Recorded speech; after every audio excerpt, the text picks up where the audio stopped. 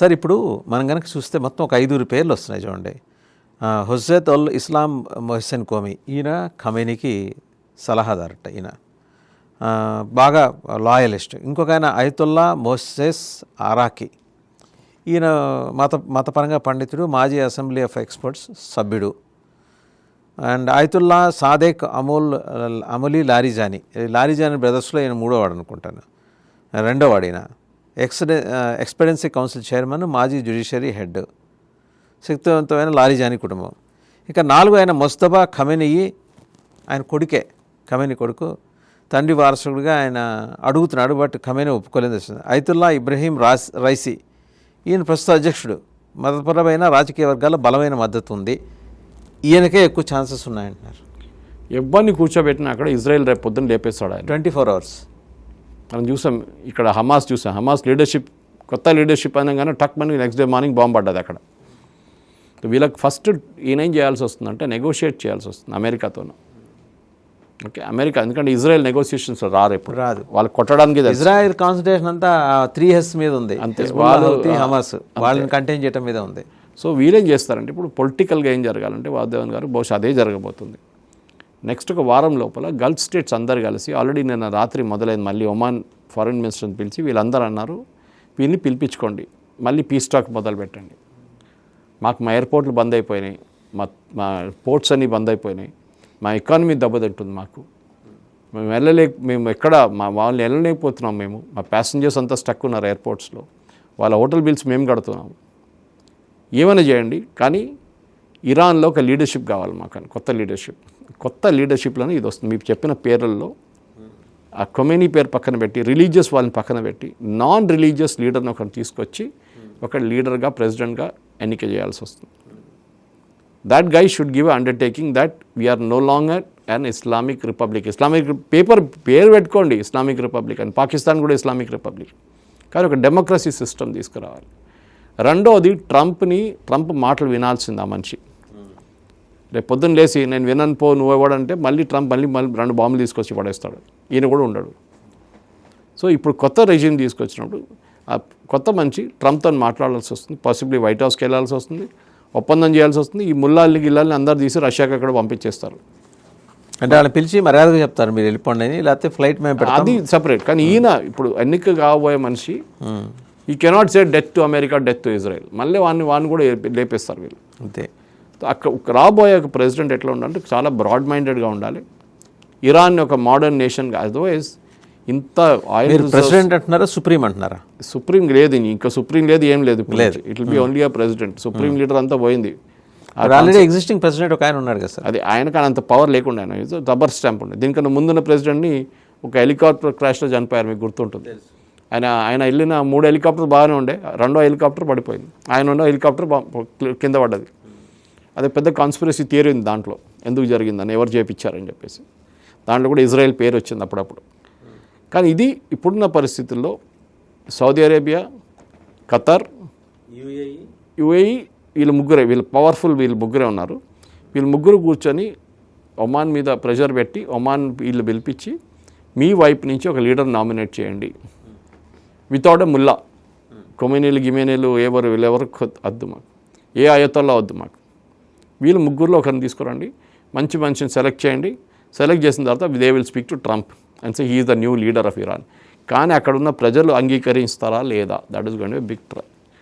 ఎందుకంటే అక్కడ కూడా 10-20% మంది బ్రెయిన్ వాష్ చేసిన వాళ్ళు ఉన్నారు కంప్లీట్. మాకు ఏం చెప్తారు, కూరీలు ఉన్నారు పైన, మనం సూసైడ్ బాంబింగ్ చేద్దాం, మనం చంపేద్దాం, death to America, death to Israel అంటే నడవదు, అయిపోయింది, అది ఫినిష్డ్. ఇప్పుడు మీరు మాట్లాడండి, డెవలప్మెంట్ తీసుకొస్తాం. అమెరికా అంటారు నో ప్రాబ్లం, ఆయిల్ అంతా నేను చూసుకుంటాను. మీ దగ్గర ఆయిల్ ఇండస్ట్రీ వెనజువేలా లాగా చాలా బ్యాక్వర్డ్ ఉంది వాళ్ళది, రిఫైనింగ్ కెపాసిటీ అంతా, ఈవెన్ డ్రిల్లింగ్ కెపాసిటీ చాలా ఘోరం ఉంది, అదన్నీ మేము ఇంప్రూవ్ చేస్తాం. ఈ చాబార్ ఫోర్ట్ అట్లాంటి ఫోర్ట్ కూడా మేము సహాయం చేస్తాం. We will make Iran a modern thriving democracy, economic power house అని. అది అక్కడున్న ప్రజలు కావాల్సి. సార్, స్ట్రైట్ ఆఫ్ హార్ముజ్ దగ్గరికి వద్దాం ఒకసారి. వస్తే ఆయిల్ ప్రైసెస్ గురించి లేటెస్ట్గా చెక్ చేస్తే అది $100 దాకా పోయింది ఈరోజు. నిన్న $80 ఉండే. అంటే ఇప్పుడు మనం కొంటుంది $68కి, కానీ $100 దాకా పోయితే ఈ గ్యాప్ని ఎలా అడ్రస్ చేస్తారు? మనకు ప్రాబ్లం లేదు, ప్రతి దేశానికి ప్రాబ్లం ఉండదు. ఎందుకంటే ఆయిల్ మనం రేపటి కోసం ఇవాళ కొనాం. ఓకే, మనం 6 నెలల ముందు ఏం కావాలో అది ఆల్రెడీ తెచ్చి పెట్టుకున్నాం ఇక్కడ. ఓకే, ఇంకోటి ఏంటంటే దాన్ని రిఫైన్ చేసి మన స్ట్రాటజిక్ ఆయిల్ రిజర్వ్స్ అని దీనికన్నా ముందు మాట్లాడాను. పెద్ద పెద్ద ట్యాంకులు ఉన్నాయి, అండర్ గ్రౌండ్ ట్యాంక్స్, చాలా లక్షల లీటర్స్ ఉంటాయి. ఆ దాంట్లో మనం పెట్టుకుంటాం. రేపేమన్నా యుద్ధం వస్తే మనకు పనికి వస్తుంది. ఇప్పుడు జరగబోయేది, నేను నిన్న ట్వీట్ కూడా చేశాను, కొంతమందికి అది హ్యూమరస్గా అనిపించింది. నేను చెప్పాను, ఇప్పుడు ట్రంప్ కొత్త కండిషన్ పెట్టబోతున్నారు భారతదేశం మీద. మీ మీద 25% టారిఫ్ పెడతాను మీరు రష్యన్ ఆయిల్ కొనకపోతే రేపటి నుంచి కొనండి రష్యన్ ఆయిల్. ఎందుకంటే రష్యన్ ఆయిల్ మనం కొని మనం రీఫైన్ చేయడం మొదలు పెడితే ఈ $100 తగ్గి 60కి వచ్చేస్తుంది. ఇదే జరిగింది కదా రష్యాతో. రష్యా మీద వీళ్ళు బ్యాన్ పెట్టినప్పుడు యుఎస్ ఇంటర్నేషనల్ మార్కెట్ నుంచి 1/3 ఉన్న ప్లేయర్ మాయమైపోయాడు. పెరిగింది సప్లై అండ్ డిమాండ్ ఎకనామిక్స్ అది. ఇప్పుడు ఈ వైపు ఇక్కడ ప్రాబ్లం ఉంది, స్ట్రేట్ ఆఫ్ హార్మోస్ వీళ్ళంతా. తో పని చేయండి, రష్యా దగ్గర నుంచి కొనుక్కోండి. అది స్ట్రేట్ ఆఫ్ హార్మోస్ నుంచి రాదు, అమెరికా చెబుతుంది. అమెరికా చెప్పాల్సి వస్తుంది, లేకుంటే అమెరికా అని చెప్తాను నేను, మీరు కొనుక్కోండి, మాకు తెలియదు, మేము చూసాము, మేము చూడలేదు, మాకు తెలియదు, మీరు అమ్మండి. ఇదే బైడెన్ చేశారు. అప్పుడు బైడెన్ ఎందుకు బంద్ రష్యన్ ఆయిల్ కొనమనంటే రష్యా దగ్గర నుంచి ఆయిల్ బంద్ అయినప్పుడు ఇంటర్నేషనల్ మార్కెట్ $90 వెళ్ళిపోయింది. రేపు రష్యాని ఒకే అనగానే ఇమ్మీడియట్గా ఆయిల్ ప్రైస్ పడిపోతుంది. అది లేకుండా కూడా పడుతుంది. I'll come to 70-80 anyway. So ఇప్పుడు ఓపెక్ మీట్ అయ్యారు నిన్న, oil producing exporting countries organization. వాళ్ళు ఏమన్నారు, మా కెపాసిటీ పెంచేస్తున్నామేమో, మా ప్రొడక్షన్ పెంచేస్తున్నామని. ఆబ్వియస్లీ మీరు ఇప్పుడు దాకా మీరు $2 million, $20 million, $30 million barrels produce చేసినప్పుడు రేపు అది 50 మిలియన్ చేయగానే ఎక్సెస్ కెపాసిటీ వచ్చి రేట్లు తగ్గిపోతుంది. అంతే కదా, అదైతే సాధ్యం కాకపోవచ్చు. సో ఆయిల్ ప్రైసెస్ షార్ట్ టర్మ్లో ఒక షాక్ ఉంటుంది. స్టాక్ మార్కెట్ సార్ ఇప్పుడు వాస్తవంగా వాడు మూసేస్తున్నట్టు మన నైట్ అనౌన్స్ చేశాడు, ఇది స్ట్రైట్ ఆఫ్ హార్మోస్, కానీ మూసేయలేదని సమాచారం. మూసేయకుండా అంటే హౌతీస్ని పెట్టి బెదిరిస్తున్నాడు. ఆ పక్కన ఒక ట్యాంకర్ని కొట్టారు నిన్న. ఒక tanker 120 tankers were stranded in the waters. అందులో కొట్టేసిన ఒక ట్యాంకర్లో 15 మంది ఇరానియన్స్, 5 ఇండియన్స్ ఉన్నారు. కరెక్ట్. సో ఇప్పుడు జరగబోయే దాంట్లో ప్రెషర్ మళ్ళీ సౌదీ అరేబియా వైపు నుంచి వస్తుంది, యూఏఈ వైపు నుంచి వస్తుంది, ఖతార్ వైపు నుంచి. మీరే ఏం చేయకూడదు. హూతీలను ఆల్రెడీ వీళ్ళు కొడుతున్నారు, కావాలంటే ఇంకా మంచిగా కొడతారు. హూతీ మీద చాలా మటుకు ఇప్పుడు కంట్రోల్ సౌదీ అరేబియాకి ఉంది, ఎందుకంటే వాళ్ళ ఆర్మీ అక్కడ కూర్చున్నారు యమన్లో. ఒకవైపు యూఏఈ ఉన్నారు, మీకు తెలుసు అక్కడ గొడవ జరిగింది ఇద్దరు నడువిట్లో. సో ఆ జియో పాలిటిక్స్ సపరేట్. హూతీల దగ్గర చెప్పారు, ఒక్క మిసైల్ ఫైర్ చేస్తా నీ సంగతి అంతే అంటే వాడు చుప్చాప్ కూర్చుంటాడు కార్నర్లో.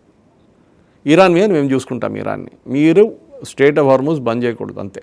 యాజ్ ఆఫ్ యెస్టర్డే 70% ట్రాఫిక్ తగ్గిపోయింది దాంట్లో. సో ఆయిల్ ప్రైసెస్ దానికే పెరుగుతుంది అన్నమాట.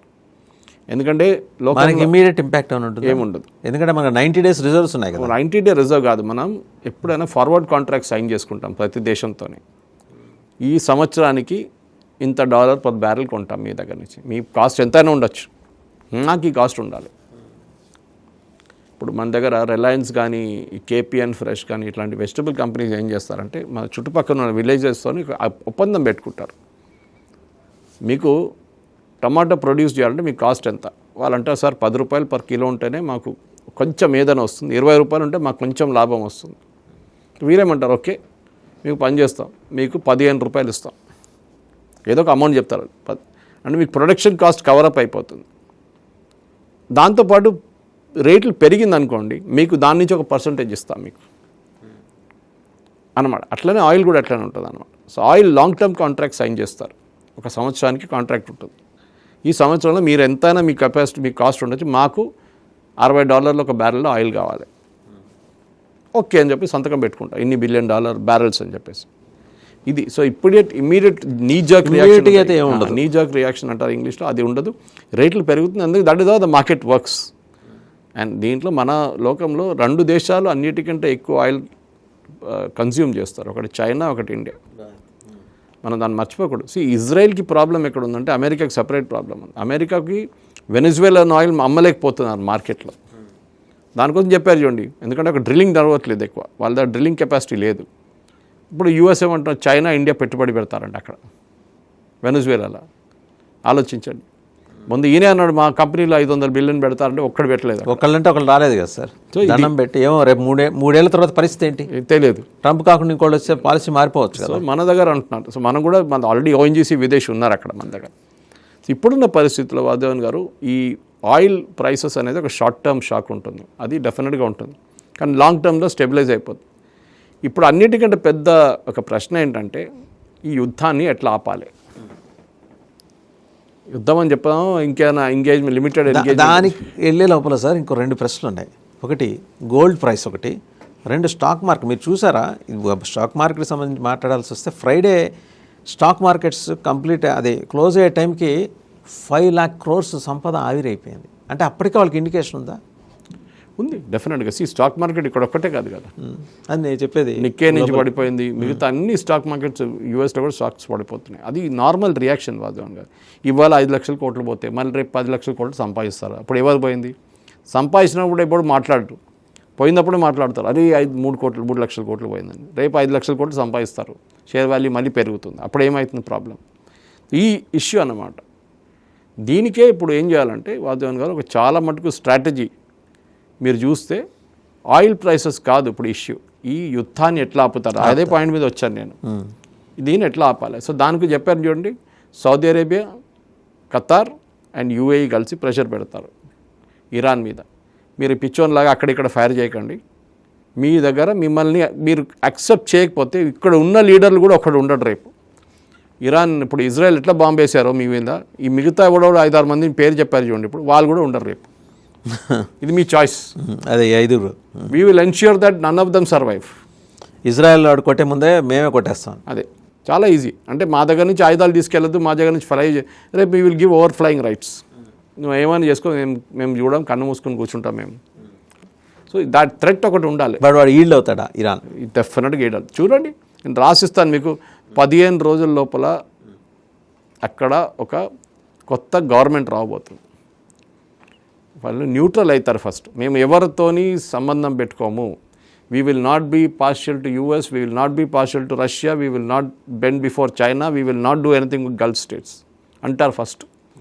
తర్వాత దిగొస్తారు, మేము అందరితోని సహకారం తీసుకుంటాం, అందరు సహకారం తీసుకుంటాము, మా ప్రజలు బాగుపడాలి, మా ఎకానమీ బాగుపడాలి.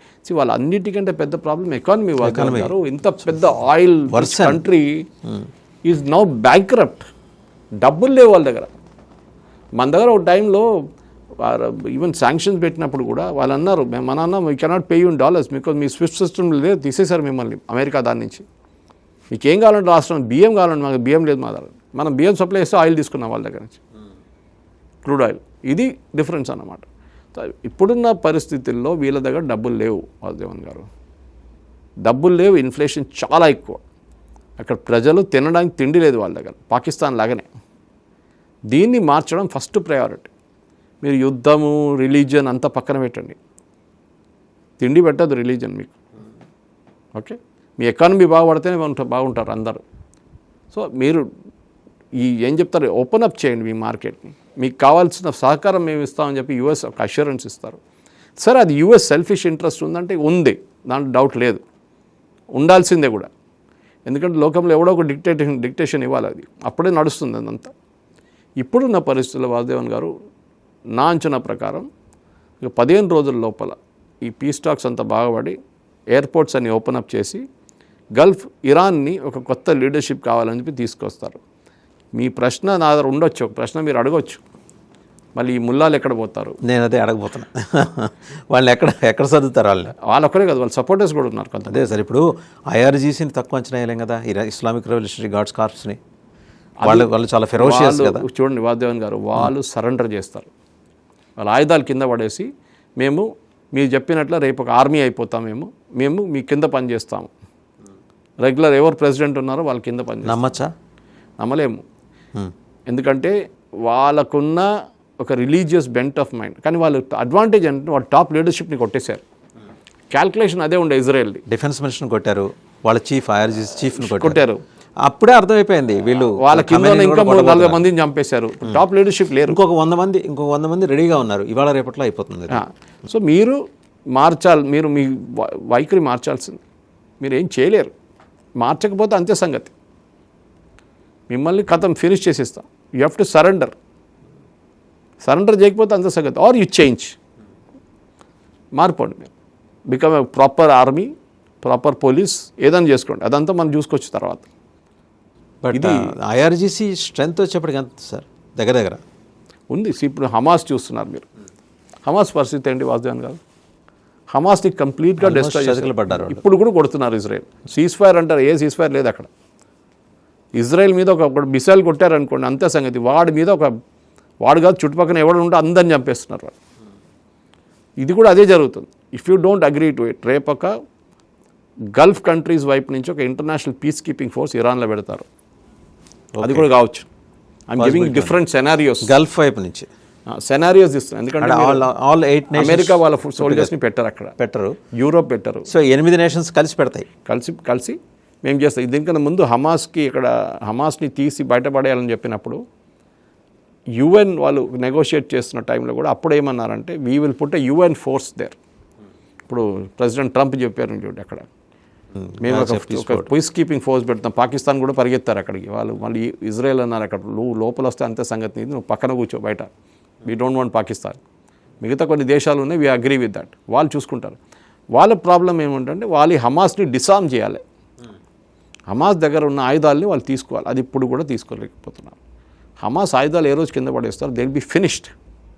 పొలిటికలీ కాదు, మిలిటరీలీ ఫినిష్ చేసిస్తారు ఇజ్రాయెల్ వాళ్ళని. ఇప్పుడు ఇదే కూడా మీరు రెవల్యూషనరీ గార్డ్స్ కేసు కూడా అంతే.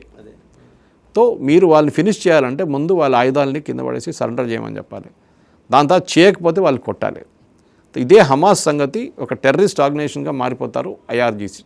కానీ ఎన్ని రోజులు ఉంటారు? వాళ్ళకి ఇంత వాళ్ళే కదా హమాస్కి ట్రైనింగ్ ఇచ్చింది, వాళ్ళే హెజ్బుల్లాస్కి హౌతీస్కి వాళ్ళే కదండి. అది సో ఇప్పుడు ఉండదు, అది ఈ పరిస్థితుల్లో ప్రసక్తి ఉండదు. డెఫినెట్గా ఇప్పుడు జరగబోయే దాంట్లో వాసుదేవన్ గారు నెక్స్ట్ 1 వీక్లో చాలా క్రూషియల్గా ఉంటుంది. గల్ఫ్ స్టేట్స్ చాలా ప్రెషర్ పెడుతున్నారు, అంటే వాళ్ళ ఎకానమీ దెబ్బతింటుంది. ఫ్లైట్స్ టేక్ ఆఫ్ చేయలేకపోతున్నారు. ప్రతి కంట్రీకి ఒక ఎయిర్లైన్ ఉంది. యుఏఈకి ఎమిరేట్స్ ఉంది, గల్ఫ్ ఎయిర్ ఉంది అక్కడ, ఖతార్ ఎయిర్వేస్ ఖతార్కి ఉంది. ఇట్లాంటి చాలా మటుకు దేశాలకి వాళ్ళ బహ్రెయిన్కి వాళ్ళ గల్ఫ్ ఎయిర్ ఉంది. ఇట్లాంటి చాలా దేశాలు ఉన్నాయన్నమాట. సార్ సురేష్ గారు, అయితే ఐఆర్జీసీ నుంచి ఉండడు, అండ్ ఖమైనీకి అసోసియేట్స్ ఇంక్లూడింగ్ ఆయన కొడుకు వీళ్ళు 5 నుంచి ఉండరు. మరి పెహ్లావి ఉండడు, జూనియర్ షా, వాడికి టోపోగ్రఫీ మీద అసలు అవగాహన లేదు, పాసిబిలిటీ లేదు. బట్ హీస్ క్లెయిమింగ్ దట్ వాడు వస్తాడని వాడు భావిస్తున్నాడు అనుకుంటున్నాడు. మరి ఇంకెవరై ఉంటారు? ఇప్పుడు మీరు చెప్పిన పేర్లలో ఒక ఆల్రెడీ చేసేసారంట. నేను ఒక 5 పేర్లు చెప్పాను. Ibrahim Raisi, Ayatollah Khamenei, chief of staff Ali Asghar Hijazi. మీ లిస్ట్లో ఉందా పేరు? లేడు. ఆ పేరు ఉండే, ఆ పేరు ఇప్పుడు తీసేశారు. So Israel military has said that Hijazi has been killed. So అయిపోయింది. అట్లాంటి పేర్లు పోతూనే ఉంటాయి అనమాట. ఇవాళ రేపు ఒక 100 మంది ఉన్నారు కదా సార్. ఇప్పుడు మీరు చెప్పిన దాంట్లో అయతొల్లా ఈ ఖమేనీ కొడుకు ఒకరు ఉన్నారు, కొడుకున్నాడు ముస్తఫా అని చెప్పి. ఆయన్ని అక్కడ యాక్సెప్ట్ చేయట్లేదు వీళ్ళు. ఆయన్ని ఖమేనీయే యాక్సెప్ట్ చేయాలి, ఆయనే వద్దనుకున్నాడు. ఆయన వద్దని ఈయన కూడా అంటున్నాడు. ఇప్పుడు నేను వద్దు, నేను మా ఫాలోవర్స్ చెప్పారంట, నేను వెళ్ళను ఈ పనిలో కూర్చోను. ఎందుకంటే ఆ చైర్ మీద కూర్చోరనుకోండి, ఎప్పుడు తల మీద మిసైల్ వచ్చి పడుతుంది తెలియదు కదా. కూర్చున్న 5 మినిట్స్కి అయిపోతుంది. సో ఇప్పుడు జరిగే దాంట్లో ఈ పరిస్థితుల్లో నేనైతే నాకు అంచనా ప్రకారం డెఫినెట్గా వాళ్ళ వైపు నుంచి ఒక సివిలియన్ అడ్మినిస్ట్రేషన్ ఎవరైనా వస్తారు. అది ఎవరైనా ఇప్పుడు ఉన్న ప్రెసిడెంట్ కూడా ఉండొచ్చు, ఆయన కూడా దీన్ని ఈ can be the part of it. కానీ అది కాకుండా ఎవరైనా ఉండాలంటే అది అమెరికా అప్రూవల్ కావాల్సి వస్తుంది, ఎవరైనా కానివ్వండి. ఇప్పుడు షా ఆఫ్ ఇరాన్ కొడుకుని తీసుకొచ్చి అక్కడ కూర్చోబెడితే కూడా ఆయనకి పొలిటికల్ బ్యాకింగ్ ఉంటుందా లేదా చూడాల్సింది. ఉండదు, ఎందుకంటే మీరు చెప్పినట్లు ఎన్నో సంవత్సరాల నుంచి అక్కడ ఉన్నారు. 50 years is away from Iran sir. కానీ అక్కడున్న ఎక్స్పాట్రియేట్స్, బయట ఉన్న ఈ అక్కడి నుంచి పారిపోయిన, ఇరాన్ నుంచి పారిపోయిన వాళ్ళు ఉన్నారు కదా, వాళ్ళతో సహాయంతో బహుశా రావచ్చు. ఇజ్రాయెల్ స్ట్రాటజీ ఏంటంటే ఈ టెర్రరిస్ట్ ఆర్గనైజేషన్ ఆపడం. హూతీలు వీళ్ళు ఇరాన్లో రెజీమ్ మారిపోతే వీళ్ళకి ఏం ఉండదు. మళ్ళీ ఇరాన్లో రెజీమ్ లేదు, డబ్బులు ఎక్కడి నుంచి వస్తాయి? మీకు డబ్బులు ఎవరు ఇస్తారు? ఎవరు ఇవ్వరు. ఆయుధాలు ఎవరు ఇస్తారు? ఎవరు ఇవ్వరు. సో ఇజ్రాయెల్కి ఒక స్ట్రాటజీగా మారిపోతుంది కంప్లీట్. ఈ ముగ్గురిని వైపౌట్ చేయొచ్చు వాళ్ళు. ఓకే, సపోర్ట్ లేనప్పుడు ఏం చేసుకుంటారు వాళ్ళు? ఎవరో ఒక సహాయం చేస్తే కదా డబ్బులు వీళ్ళకి వచ్చేది, వాళ్ళ దగ్గర ఏం లేదు. ఈ సివిలియన్ అడ్మినిస్ట్రేషన్ తీసుకొస్తే డెఫినెట్గా ముందుకు ఒక టెక్నోక్రాట్ని తీసుకొచ్చి పెడితే బాగుంటుంది. కానీ బంగ్లాదేశ్ లాగా చేయకూడదు, ఇంటరీ గవర్నమెంట్ తీసుకొచ్చి నడవదు అదంతా. ఇరాన్ని డెవలప్ చేసుకుంటూ పోవాలి. కొంచెం మైండ్ సెట్ మార్చాలని చాలా ప్రాబ్లం ఉంటుంది. ఇస్లామిక్ వే ఆఫ్ అప్రోచ్ ఉంటుందా, లేకపోతే ఏమన్నా మారే అవకాశాలు ఉన్నాయా? డెమోక్రటైజ్ అవుతుందా? మారాల్సిందే. మారాల్సిందే అనేది చాలామంది అభిమతం. ఎందుకంటే నేను చెప్పాను చూడండి, షా ఆఫ్ ఇరాన్ ఏదైనా తప్పులు చెప్పొచ్చు మీరు, కానీ he did a great job modernization country. ఆ కంట్రీని మోడర్నైజ్ చేయడంలో చాలా చేశారు ఆయన, దాంట్లో డౌట్ లేదు. కానీ ఇప్పుడు వీళ్ళ పరిస్థితి ఏంటంటే వీళ్ళ టాప్ లీడర్షిప్ ఎవరు లేరు ఇప్పుడు. మీరు చెప్పారు చూడండి, Revolutionary Guard, commander of Revolutionary Guard గరీ మొహమ్మద్ పక్పూర్ ఆయన కొట్టారు. Iran defence minister Aziz Nazir ఆయన కొట్టారు. సయ్యద్ అబ్దుల్ మౌస్వి ఈయన chief of staff Iran arm forces ఆయన కొట్టారు. అడ్మిరల్ అలీ షక్మాన్ ఈయన నేవల్ చూసుకుంటారు, ఆయన సీనియర్ అడ్వైజర్ ఆల్సో, ఈయన కూడా ఫినిష్ చేసేసారు అనమాట. సో ఇట్లాంటి పరిస్థితుల్లో ఒక సివిలియన్ కావాల్సి వస్తుంది. ఆ సివిలియన్ ఎవరు తీసుకొస్తారో వాళ్ళకి తెలియదు. ఆయన ఒక బొమ్మనే ఉంటాడు, ఒక పప్పటే ఉంటాడు, కానీ అట్లీస్ట్ ఒక సెంబ్లెన్స్ ఆఫ్ ఒక డెమోక్రటిక్ రూల్ ఒకటి వస్తుంది అక్కడ. అది జరగవచ్చు. అండ్ దానికోసం అమెరికా ఎంత సహాయంగా అంటే చేస్తారు, ఎందుకంటే వాళ్ళకి ఆయిల్ ఉంది వాళ్ళ దగ్గర. సో ప్రతి బ్యారెల్ మీద $2 తీసుకెళ్ళిపోతారు, అమెరికాకి మస్తు డబ్బులు ఉంటుంది, సంపాదించుకుంటారు వాళ్ళు. సో ఇదే జరుగుతుంది. వెనజువేలా ఏం జరిగింది, ఇప్పుడు వెనజువేలా గురించి ఎవరైనా మాట్లాడుతున్నారా వాసుదేవన్ గారు? అందరూ మర్చిపోయారు అక్కడ ఏం జరుగుతుంది, ఎవరు తెలియదు. న్యూస్లో ఉండే, ఇవాళకి పోతే రేపటికి 2 సార్. ఇప్పుడు ఇరాన్లో అదే జరుగుతుంది. ఇరాన్లో ఉన్న ప్రజల కోసం వాళ్ళ హక్కు మనం చూసుకోవాల్సి వస్తుంది.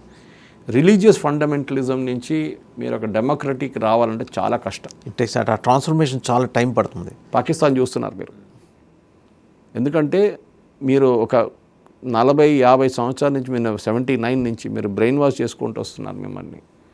Death to America, death to Israel అని చెప్పి. ఆలోచించండి. ఇప్పుడు మిగతా గల్ఫ్ నేషన్స్ చూడండి, మొహమ్మద్ బిన్ సల్మాన్ ఏమో నేను సౌదీ అరేబియాని యూరోప్ చేసేస్తా అంటున్నాను 2030 దాకా. యూఏఈకి వెళ్తే మీకు డౌట్ వస్తుంది, అక్కడున్న వాళ్ళు టూరిస్టులు డ్రెస్ చేసుకుంటారు చూసి అక్కడ షాపింగ్ మాల్ చూసేది యూరోపా లేకుంటే ఏదైనా ఇస్లామిక్ రిపబ్లిక్ అని డౌట్ వస్తుంది. ఈవెన్ ఖతార్కి వెళ్ళండి మీరు, even though hard core Qatar, అది ఖతార్లోనే వీళ్ళందరూ కూర్చుంటారు టెర్రరిస్ట్ లీడర్స్ అందరూ. అది ఇంకో ప్రశ్న రాబోతుంది ఇప్పుడు ఇదంతా అయిన తర్వాత యుఎస్ ఏమంటారు సార్, ఆల్రెడీ అక్కడ ఉన్నారని ఒక సమాచారం కూడా ఉంది. ఖతార్లో ఆల్రెడీ ఉన్నారు ఈ టెర్రరిస్ట్ గ్రూప్స్ అన్ని, అక్కడ ఉన్నారు కదా, వాళ్ళు అంగీకరించారు. వాళ్ళు కొత్తదేం కాదు, ఇది ఎప్పటి నుంచో ఉన్నారు వాళ్ళు. హమాస్ లీడర్స్ అంతా అక్కడే ఉన్నారు. అంటే there are reports that in every second house of Qatar there are terrorist. వాళ్ళు లంబోగిని నడిపించుకుంటారు, పోస్ట్ నడిపించుకుంటారు, వాళ్ళేమో అక్కడ కుక్కలా వస్తున్నారు. సో ఈ లీడర్స్ అంతా ఎంజాయ్ చేస్తున్నారు. ముస్లిం బ్రదర్హుడ్ అక్కడే ఉన్నారు, అల్ఖైదా అక్కడే ఉన్నారు, వీళ్ళ స్పాన్సర్స్ అంతా ఖతారీ రెజిమ్. నెక్స్ట్ చూడండి, యూఎస్కి రాబోయే అన్నిటికంటే పెద్ద హెడేక్ ఖతార్ రాబోతుంది. ఖతార్ ఇది చిన్న కంట్రీస్ చిన్న population wise, size wise it's big, size wise పెద్దది. ఓకే, కానీ అక్కడ వాళ్ళకి గ్యాస్ రిజర్వ్స్ ఉంది చాలా. That is where they sitting on ప్రతి ఆర్గనైజేషన్ కొనుక్కున్నారు వాళ్ళు. సో ఖతార్ నుంచి పొటెన్షియల్ థ్రెట్ ఉంటుంది. లేదు, ఖతార్ మారిపోతారు. ఖతార్లోనే అన్నిటికంటే పెద్ద ఎయిర్ ఫోర్స్ బేస్ ఉంది యూఎస్ది. వాళ్ళు ఎందుకు పెట్టుకున్నారు దానికోసం మీకు అర్థం చేసుకోండి. సో ఖతార్ని మార్చేస్తారు, డెఫినెట్గా మార్చేస్తారు. ఖతార్ దగ్గర చెప్తారు మీరు మారకపోతే అదే సంగతి, మిమ్మల్ని మేము మార్చేస్తామని. సో ఖతార్ కూడా దీని తర్వాత ఈ లీడర్లు అందరినీ మాయం చేసాల్సి వస్తుంది అక్కడి నుంచి. మీరు ఎక్కడైనా వెళ్ళండి, ఇక్కడ కూర్చోకండి చెప్తారు. ఏది టెర్రరిస్ట్ లీడర్స్ని పంపించేస్తారు అంతే, 100%. మరి ఇప్పుడు వీళ్ళు ఇరాన్లోని ముల్లాల్ని ఎక్కడికి పంపిస్తారు? దట్స్ ఎ గుడ్ క్వశ్చన్, నాకు కూడా తెలియదు. ఇప్పుడు బహుశా రష్యాకి పంపించారు, ఓకే, లేకుంటే ఎక్కడైనా యూరోప్ పంపిస్తారేమో. రష్యా అండ్ చైనా యాక్సెప్ట్ చేయవు కదా సార్. చైనా ఎప్పుడు యాక్సెప్ట్ చేయరు. చైనా అసలు రష్యా ఇప్పుడు యాక్సెప్ట్ చేయొచ్చు, చెప్పలేము. ఇప్పుడు మన సిరియన్ ప్రెసిడెంట్ ఉన్నాడు, ఆయన ఎక్స్ సిరియన్ ప్రెసిడెంట్, ఆయన తీసుకెళ్లారు కదా బషీర్ అల్ అసాద్ని అక్కడ. సో అట్లనే వీళ్ళు కూడా చేయొచ్చు. బట్ ఇప్పుడు ఈ 2 దేశాలు ఏం చేయబోతున్నాయి, రష్యా అండ్ చైనా, ఈ పర్టికులర్ ఆస్పెక్ట్కి సంబంధించి? సో రష్యా అయితే ఖండించారు అసాసినేషన్, అది మన దగ్గర సిపిఎం కూడా చెప్పారు ఇక్కడ. దాంట్లో one should not be surprised. ఇట్లాంటి ఆర్గనైజేషన్ చాలా ఉంటారు కండెమ్ చేయడానికి. మీ condemn the killing of so and so అని ఈవెన్ ప్రియాంక వాద్రా స్టేట్మెంట్ ఇచ్చింది. ఈయన ఎంతమందిని చంపారో చెప్పట్లేదు, ఎంతమంది మహిళలను చెప్పారని ప్రియాంక వాద్రా మాట్లాడలేదు. 36,000 మందిని చంపించాడు. ఏది కార్లతోటి, వెహికల్స్ తోటి తొక్కించి. అది కాకుండా బుర్కా వేసుకోలేదు, హిజాబ్ వేసుకోలేదు అని చెప్పి ఎంతమందిని చంపారు వీళ్ళు. సో ప్రియాంక వాద్రా దాని గురించి మాట్లాడలేదు. అక్కడ ఉమెన్స్ రైట్స్ లేదు. Is a number 1 ruthless killer ఈ వాస్ ఖమెనీ. ఖొమేనీ కొంచెం బాగుండే ఆయనకన్నా, కానీ ఈ ఖమెనీ అయితే is a very hard core. ఎందుకంటే మీ వ్యతిరేకంగా ఎవరైనా చేస్తే వాసుదేవన్ గారు మీరేం చేస్తారు, మీకు సర్వైవల్ మీకు చంపాల్సిందే, అదే చేస్తున్నాడు ఆయన. ఇప్పుడు ఆయన లేడు, చంపేశారు వీళ్ళు ఇజ్రాయెల్లో. కొత్తోడికి భయం ఉంది ఇప్పుడు. నేను ముందు కూడా చెప్పాను చూడండి, ఆ చైర్లో కూర్చొని ఎప్పుడు వచ్చి పడుతుందో తెలియదు మిసైల్. ఇప్పుడు వీళ్ళెవరు పేర్లు చెప్పుకోరు. ఇప్పుడు జరగాల్సింది ఏంటంటే మెయిన్గా అక్కడ ఇరాన్లో నేను మళ్ళీ రిపీట్ చేస్తున్నాను that there should be a transfer of power. దానికి సౌదీ అరేబియా పెద్ద రోల్ ప్లే చేయబోతున్నారు, యూఏఈ కూడా చేస్తారు, అండ్ డెఫినెట్గా ఖతార్ కూడా ఉంటారు. వాళ్ళిద్దరిలో ఎవరికి అనుకూలంగా ఉండేవాళ్ళు వస్తారు? ఇది సౌదీకి అనుకూలంగా ఉండే ఎవరైనా వాళ్ళకి అనుకూలం వాళ్ళ వైపు ఉండదు, అమెరికా వైపు ఉంటుంది. అదే చెప్పాను చూడండి, అమెరికా మాటలు వినాల్సింది. ఇజ్రాయెల్కి ప్రాబ్లం లేదు, ఇజ్రాయెల్కి పొలిటికల్ ప్రాసెస్తో ప్రాబ్లం లేదు, వాళ్ళకి టెర్రరిస్ట్తో ప్రాబ్లం. వీళ్ళు న్యూక్లియర్ వెపన్స్ చేయకూడదు, ఎందుకంటే ఒక న్యూక్లియర్ వెపన్ స్టేట్ అయిపోతే మళ్ళీ వీళ్ళు మళ్ళీ ఇంకో నార్త్ కొరియా ఇంకా పాకిస్తాన్ లాగా తయారవుతారు, మనం వాళ్ళని ఏం చేయలేము. దీంట్లో అన్నింటిలో నాకు ఇప్పుడు చాలా సర్ప్రైజింగ్ రియాక్షన్ ఎక్కడ అనిపించిందంటే కరాచీలో అటాక్ అమెరికన్ ఎంబసీ మీద. అది కాదు సార్, అక్కడ అటాక్ జరిగింది, వాళ్ళని నిగ్రహించడానికి ప్రయత్నిస్తే ఫైరింగ్ 12 మంది చచ్చిపోయారు. ఎవరు చేశారు ఫైరింగ్? పోలీసులు చేయలేదు, పాకిస్తాన్ ఆర్మ్ ఫోర్సెస్ చేయలేదు, అమెరికన్ మెరైన్స్ ఫైర్ చేశారు, 20 మంది చనిపోయారు. అదే అమెరికన్ మెరైన్స్ ఫైర్ చేశారు. ఆలోచించి, అది వాళ్ళకి రైట్ ఉంది, ఎందుకంటే వాళ్ళ టెరిటరీ అది. ఇప్పుడు మన వైపు నేను చెన్నైలో ప్రొటెస్ట్ జరిగింది, పోలీసు వాళ్ళు వచ్చి వాళ్ళు కొట్టి పంపించేశారు అందరినీ. ఓకే, మన టెరిటరీలో ఉన్నప్పుడు కన్సులేట్ అనేది వాళ్ళ టెరిటరీ, అది యాక్చువల్లీ వాళ్ళ దాని మీద దాడి చేయడం ఏంటండి? పాకిస్తాన్ వాళ్ళు వాళ్ళకి చాలా నెగటివ్ పబ్లిసిటీ వచ్చింది నిన్న. వాళ్ళు పాకిస్తాన్ అనుకున్నారు ఏదో పెద్ద ఇదాన్ని, కానీ ఇది అమెరికాలో మొత్తం పెద్ద న్యూస్ అది. దట్ మా కన్సులేట్ మీద దాడి చేశారు. ఆలోచించండి, ఎందుకు దాడి చేస్తారు? Because your police is ineffective. పోలీస్కి తెలియదా? మన దగ్గర చాణక్యపురి మీరు ఢిల్లీలో పనిచేశారు కదా, మీకు తెలుసు కదా, అక్కడ తిరగండి ఒకసారి, ఏదైనా 1 కిలోమీటర్ దూరం నుంచి మిమ్మల్ని ఫ్రిస్కింగ్ చేస్తుంటారు. అదే అంటారు, మిమ్మల్ని రానియరు. అమెరికన్ ఎంబసీ దగ్గర ట్రై చేయండి ఒకసారి. ఇట్లాంటి కొన్ని రిస్కియస్ట్ ఎంబసీస్ ఉంటాయి, అట్లాంటి ఇజ్రాయెల్ పక్కన కూడా రానియరు, మీరు బండి కూడా పార్క్ చేయనియరు మిమ్మల్ని అక్కడ. ఎక్కడ అంత సెక్యూరిటీ ఉన్న దాంట్లో మీరు ఎట్లా చేశారు ఇట్లాంటి పనులని అడుగుతున్నారు ఇప్పుడు యూఎస్ కూడా. పాకిస్తాన్ ట్రస్ట్ చేయలేం, అక్కడ కూడా ఇట్లాంటి అంటే అక్కడ అదే మైండ్ సెట్లో ఉన్న మనుషులు అక్కడ ఉన్నారు. మన వైపు కూడా కాశ్మీర్లో నేను చెప్పినట్టు కార్గిల్లో ప్రొటెస్ట్ జరిగింది, విచ్ ఈజ్ ఎక్స్పెక్టెడ్, కానీ వైలెన్స్కి దిగలేదు వాళ్ళు. వైలెన్స్ ఏ రోజు దిగుతారు? నిన్న రాత్రి నేను లద్దాఖ్లో మా తెలిసిన ఫ్రెండ్స్తో మాట్లాడుతాను, అదే అంటున్నారు వాళ్ళు. మాకు మంచి న్యూస్ ఇది, ఎందుకంటే అక్కడ మీరు కార్గిల్ వైపు వెళ్తే ప్రతి హోటల్లో ఎక్కడ వెళ్తే కూడా ఖొమైనీ ఫోటో ఉంటుంది, ఖమ్నీ ఫోటో కూడా ఉంటుంది. They all Shias. ఇప్పుడు సడన్గా ఏమైపోయిందంటే ఇప్పుడు లద్దాఖ్లో ఉన్న వాళ్ళు బుద్ధిస్ట్, దే ఆర్ సెలబ్రేటింగ్. అంటే వాళ్ళు అంటున్నారు ఇన్ని రోజులు ఈ ఇస్లామిక్ ఇది బట్టి మమ్మల్ని వీళ్ళు ఆక్రమించుకుంటున్నారు, ఇప్పుడు వీళ్ళ మీద తల మీద వచ్చి బాంబు పడ్డనప్పుడు మాకు we are very happy with it, మాకు కొంచెం వీళ్ళ వైపు నుంచి కొంచెం రిలీఫ్ వచ్చేస్తుంది మాకు అని చెప్పేసి. ఇది చాలా ఇంపార్టెంట్ వాద్యవన్ గారు. అండ్ డెఫినెట్గా ఇప్పుడు ముందుకు వెళ్తూ ఐ థింక్ గల్ఫ్ స్టేట్స్లో ఒక స్టెబిలిటీ రావాలంటే చూడండి, గల్ఫ్ స్టేట్స్ అన్నీ ఫ్యామిలీస్ కంట్రోల్ చేస్తారు. Hashemite kingdom, Jordan, Saudi Arabia family concert. అక్కడ మన ఇరాన్ అనే ఒక ఫ్యామిలీ అని అనుకోండి, ఇప్పుడు లేదు. మీరు ఖతార్, ఒమాన్, బహ్రెయిన్, ఏ గల్ఫ్లో ఏ స్టేట్ తీసుకోండి, ఏ కంట్రీ అని తీసుకోండి, they are all ruled by families, tribals. వాళ్ళు ఎప్పటి నుంచో ఉన్నారు. వాళ్ళు ఆ టైంలో ఆయిల్ లేకుండా, ఇప్పుడు ఆయిల్ వచ్చిన తర్వాత కొంచెం మోడర్నైజ్ అయిపోయారు. వీళ్ళు డబ్బులు విపరీతంగా డబ్బులు ఉన్నాయి, ప్యాలెస్లు కట్టుకున్నారు పెద్ద పెద్ద, కానీ వాళ్ళ ఎండ్ ఆఫ్ ద డే వాళ్ళ ట్రైబల్ యాటిట్యూడ్ ఉంటుంది వాళ్ళకి. రైట్ సురేష్ గారు, థ్యాంక్ యూ వెరీ మచ్. అంటే ఒక స్టోరీ, ఒక సాగా అనుకోవచ్చు. ఇరాన్ గొప్ప సంస్కృతి ఉన్న దేశం అండ్ గొప్ప శాస్త్ర విజ్ఞానాన్ని ప్రపంచానికి అందించిన దేశం. మధ్యలో ఈ మత ఛాందసవాదుల కూరల్లో చిక్కుకొని ఇలా అయిపోయింది, కానీ ఇవాళకి వాళ్ళ విజ్ఞానానికి సలాం కొట్టాల్సింది. ఇక్కడ ఉండాల్సి ఆ దేశం ప్రోగ్రెసివ్గా ముందుకెళ్లాలని కోరుకుందాం. రాబోయే మార్పులు, జరగబోతున్న పరిణామాలు ఇరాన్ ప్రజలకి మంచి చేసేలా ఉండాలని కోరుకుందాం. Thank you very much sir.